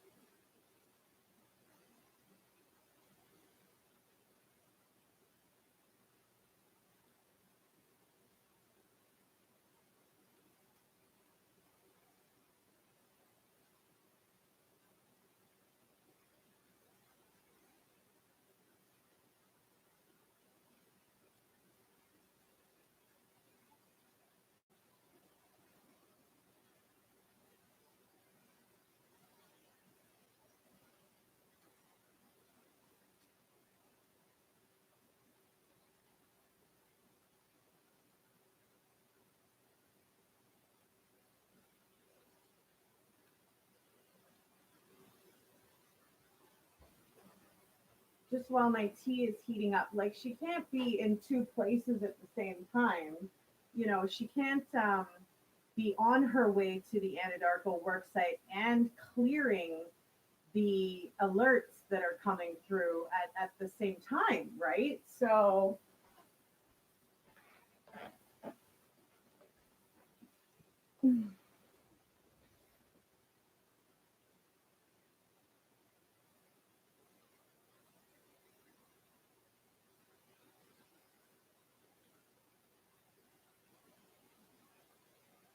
yeah, survey 319.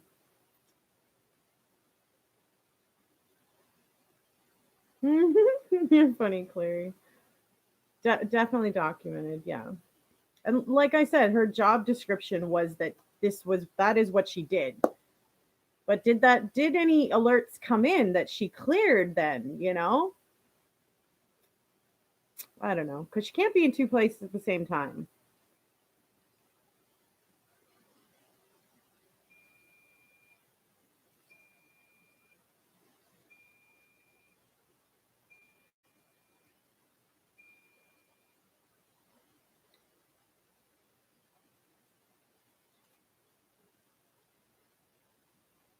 Too much coffee.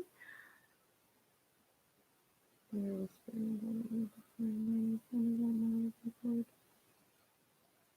don't believe she's at the oil plant? Well, she certainly can't be in two places at the same time.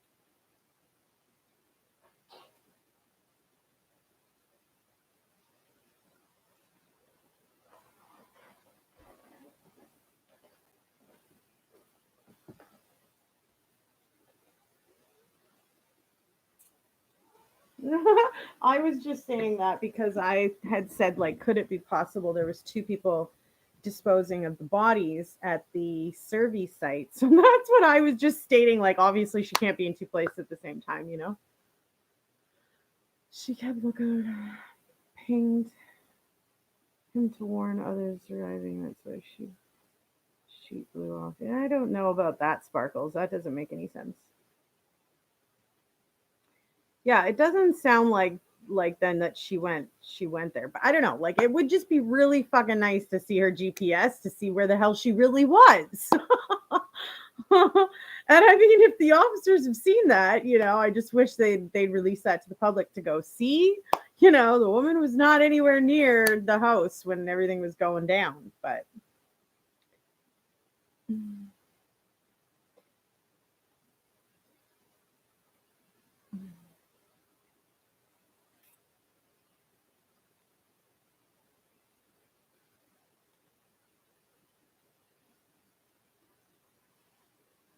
yeah,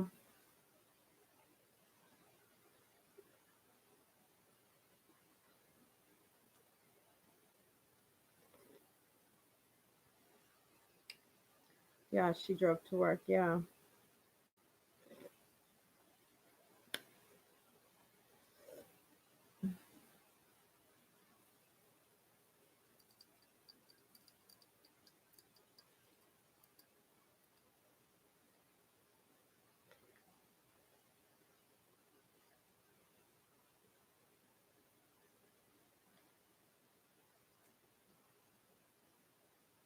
See you later, ballet babe. Have a great day. Stay safe.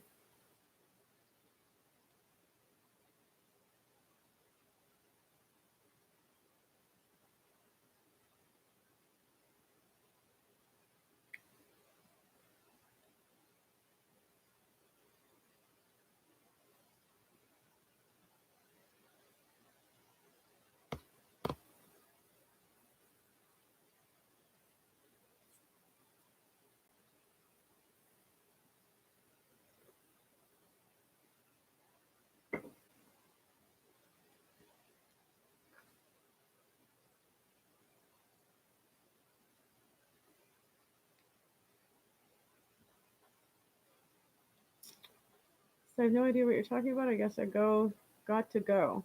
See you later, mountain man. I'm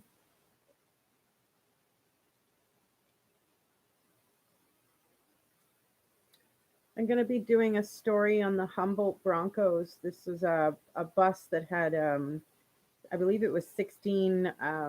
They had a whole team of people on there, and this bus was hit and struck, and many of the kids were killed or injured. And the court trial process is just finished, and they're going to be giving a verdict on the driver that was, whether or not he was to be found at fault and caused all of this injury. The verdict should be read, I think it's mid-March, second week of March. So I wanted to do a story on that because that had happened right here in Canada as well.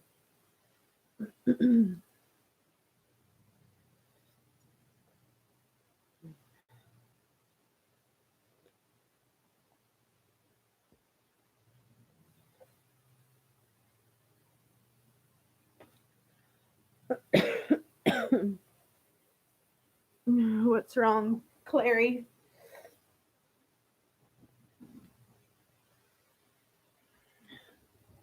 Are you talking about the Humboldt Broncos?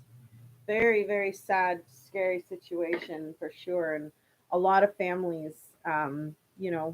affected, a lot of people affected, period.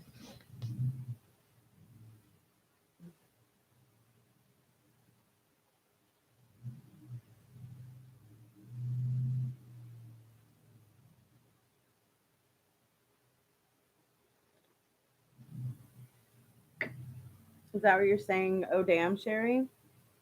The bus story. Yeah, really, really huge tragedy here for sure.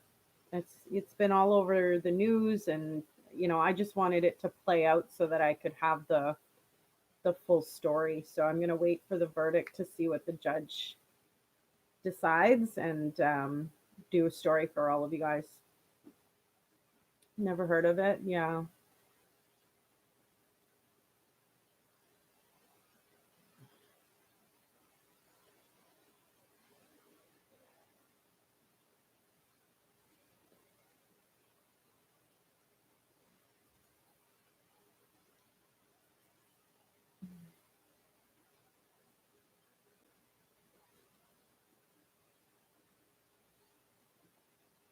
And I mean, with Bruce McArthur, like, I mean, by the time that man gets sentenced, like, he's 67 years old. He's literally never going to get out of prison. There's no way they're just going to give him one 25-year to life when he killed 8 people. So I would imagine that he's going to have like 8 murder charges. I don't know who that is. Probably my landlord. Just a second.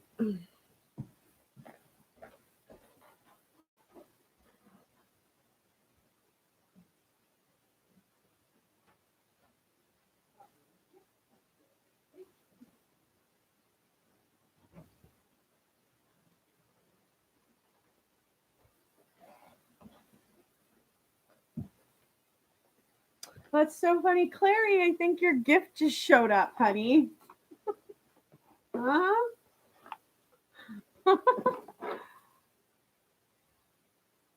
Like, I know it's a long time, but I mean, I guess they have to prepare for all of that, right? So, um,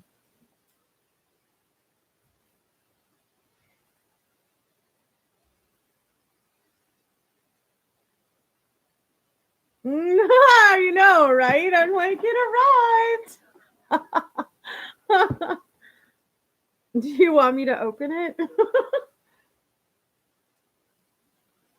I was actually wondering why it would be my landlord, because like I just saw him last week. So I'm like, what? But it wasn't him.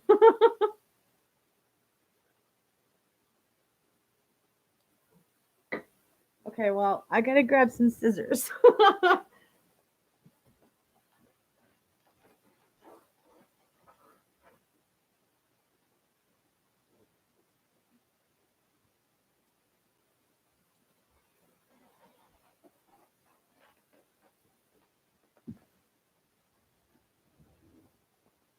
Yes, the clapping hands.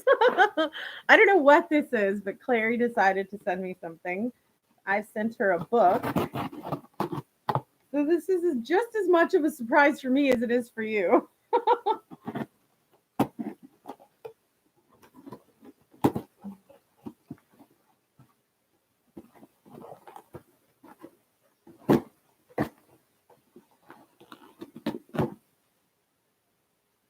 Amazon packaging, right? With the crisscross.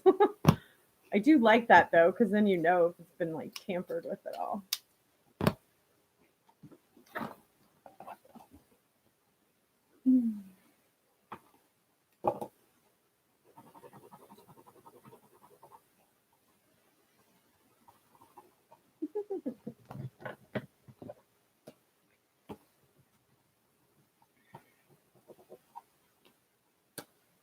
Okay.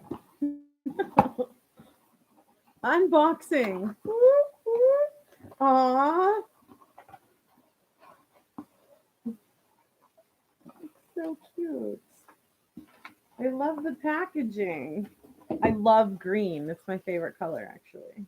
Green and purples.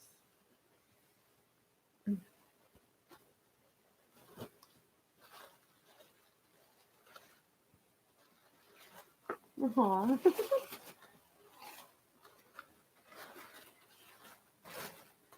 Oh, it's so cute. Willow Tree is an intimate line of figurative sculptures that speak in quiet ways to heal, comfort, protect, and inspire. This piece is cast from my original carving and then painted by hand. I try to keep the interpretation of Willow Tree open. I hope this makes it more personal and allows you to decide its meaning. May the simplicity of these figures communicate peace and serenity to you and those you love. And it's by Susan Lordy, I believe. Let's see what it looks like.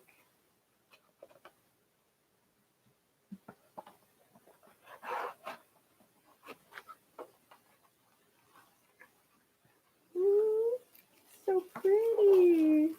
Aww.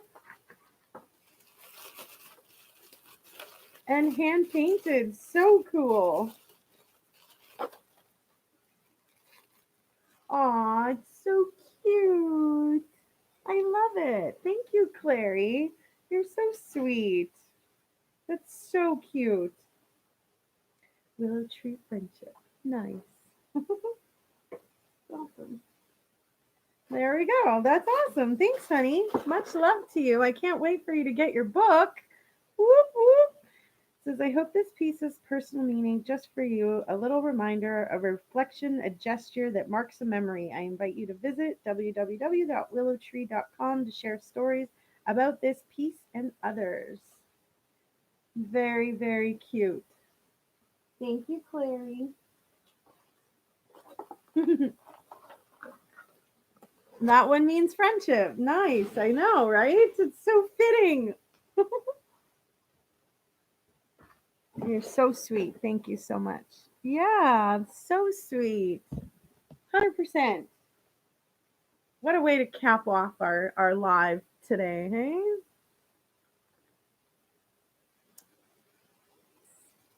The knock on the door was like, you can't even ignore that. It was that loud. Like, like, okay, I'm coming.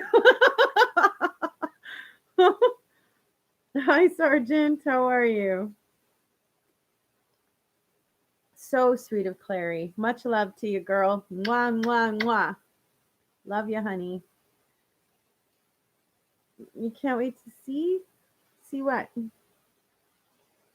I tried to get the one that matched your figurines. Yeah. Well, the figurines are from, I think it's called Circle of Love. Yeah, Circle of Love. I don't know if that's going to focus. Maybe get my face out of there. But yeah, Circle of Love. And I mean, these ones were, I've never been married, but I mean, it was just signifying relationships, so.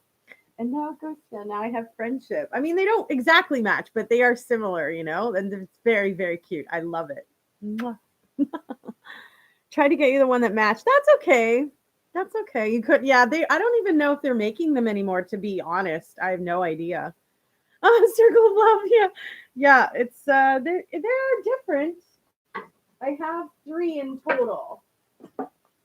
I think I had one other one, but I lost it. So this is the big one that I have, Circle of Love, and it says Miracles. So the collection has like every figurine has its own name. Miracles was that one. This one is Kiss, and then this one was Always. So I don't know. But yeah, I haven't seen these around in a long time, so I don't know. I don't know. I think I used to buy them at like Hallmark and stuff back in the mall.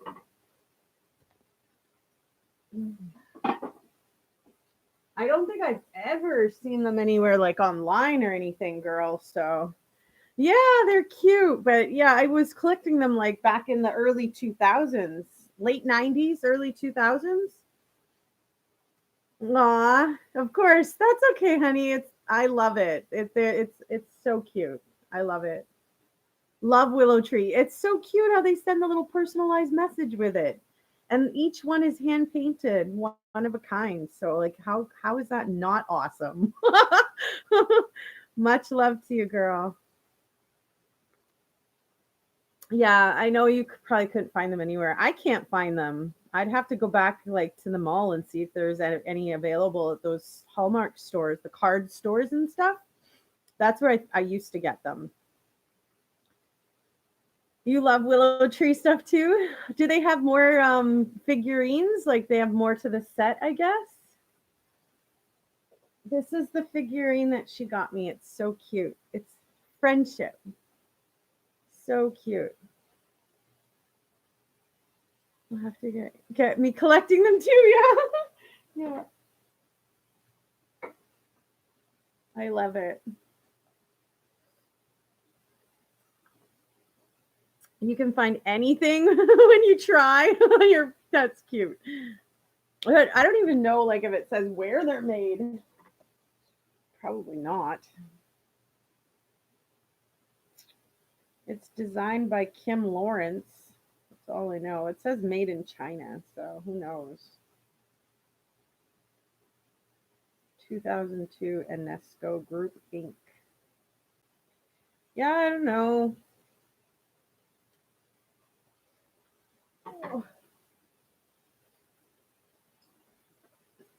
It's a full collection? Oh, okay. When your cat died, she's holding a little kitten in her arms. Oh, no way. That's so cute. Nice.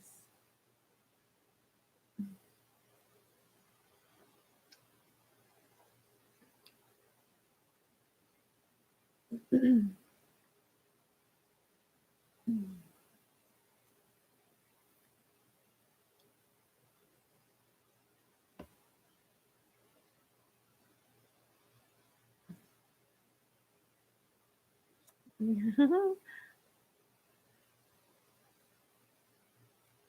guys are so sweet. Well, this has been really, really fun hanging out and chatting about Bruce McArthur, and I will definitely let you know how the trial goes and sort of what his punishment ends up being. Canada's oldest serial killer.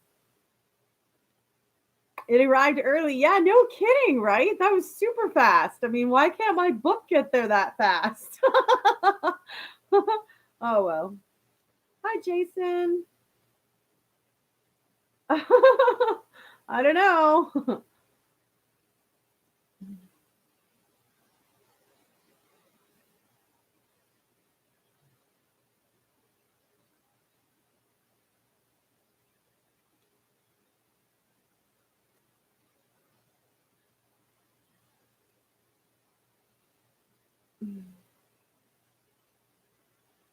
Amazon to the rescue, right? I mean, what can't you get on Amazon these days? Literally everything, right? Well, much love to you guys. You know, it's been a wonderful day sort of hanging out and chatting and updating you on the Bruce McArthur trial and story because that was just crazy all in itself. But I will be, updating you guys on more stories, and I appreciate all of your continued support and watching my videos and hanging out with me. And if you haven't yet subscribed, click that little red button below. I've been on here for 2 hours, Sergeant. You're late, so too bad you have to do the rewatch or replay. I hope you guys have a wonderful day. You too, Christine. TGIS, it's TGIS. Thank God it's Sherry. Oh boy. Yep. So you guys take care, and we'll see some of you more often than others. And hit the thumbs up. Yeah, 24-hour crime. Have a wonderful day. Thank you for joining, and I appreciate all your little tidbits. I'm going to check out the Cameron Rogers story in Ottawa there. So thanks for that. And we'll be back again Saturday for our next live. And I'll see you in the meantime for more stories. So, yeah. Stay safe out there, you guys. Much love. Mwah, mwah, mwah. And we'll see you again soon. Bye for now.